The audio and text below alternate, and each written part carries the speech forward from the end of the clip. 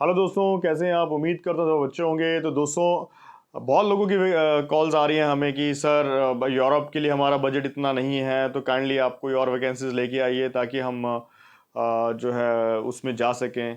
क्योंकि देखो, हर लोगों का अपना बजट अलग होता है, हर कंट्री का एक्सपेंस अलग होता है। आप समझ सकते हो कि एक एयर टिकट एग्जांपल देता हूँ। जैसे मलेशिया के लिए ऑन एन एवरेज 10,000 की टिकट आ जाती है, वहाँ वैसे ही यूरोप के लिए 50,000 की टिकट आती है। तो आप खुद सोच सकते हो कि एक्सपेंसेस जो हैं वो बढ़ जाते हैं।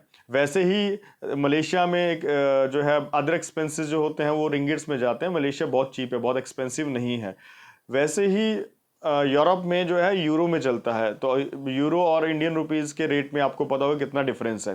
तो चलिए बात करते हैं अभी हमारे पास उन लोगों के लिए जो लोग बहुत ज़्यादा एक्सपेंस नहीं कर सकते हैं। तो उनकी हेल्प के लिए हम कोशिश कर रहे हैं कि कुछ ऐसी वैकेंसीज लेके आएँ ताकि वो भी अपना करियर स्टार्ट तो कर सके एटलीस्ट।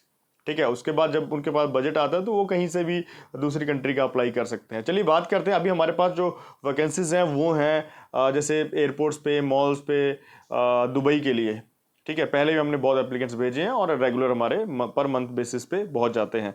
तो सबसे पहले एयरपोर्ट की जॉब्स के बारे में आपको बताता हूँ। एविएशन लोडर, जो कि जैसे बैगेज होता है, बैगेज लोड करना अनलोड करना, वो हो गया एयरक्राफ्ट के अंदर।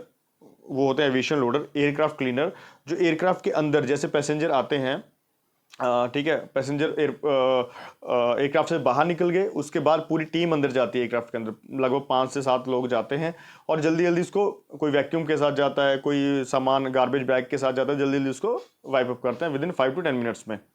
ठीक है, वो हो गए एयरक्राफ्ट क्लीनर्स।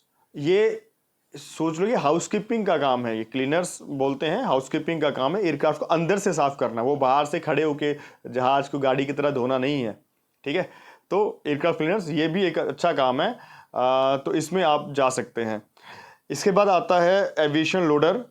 दो टाइप के होते हैं, एक होता है इसकी थोड़ी इंग्लिश अच्छी है, एक होता है इसकी इंग्लिश लो है। मेट्रो क्लीनर, जो मेट्रोज होती हैं वैसे ही सेम मेट्रो में क्लीनर का काम होगा। House keepers, kitchen steward, waiter, waitress और कॉमी थ्री। कॉमी थ्री कुक होता है। ठीक है, ये कैटेगरीज अभी करंटली जो है वो चाहिए। इसमें अगर आप लोगों को लगता है कि आपने जाना है तो ये बहुत ही कम बजट में हो जाएगा और अराउंड 2 महीने में जो है वर्क वीज़ा हो जाता है।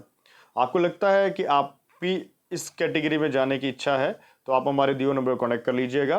क्योंकि होता क्या है कि जो भी वर्कर्स अपना कैरियर शुरू करना चाहता है, जिसके पास कोई कैटेगरी नहीं है, तो वो इनमें एयरपोर्ट्स पे काम कर सकता है।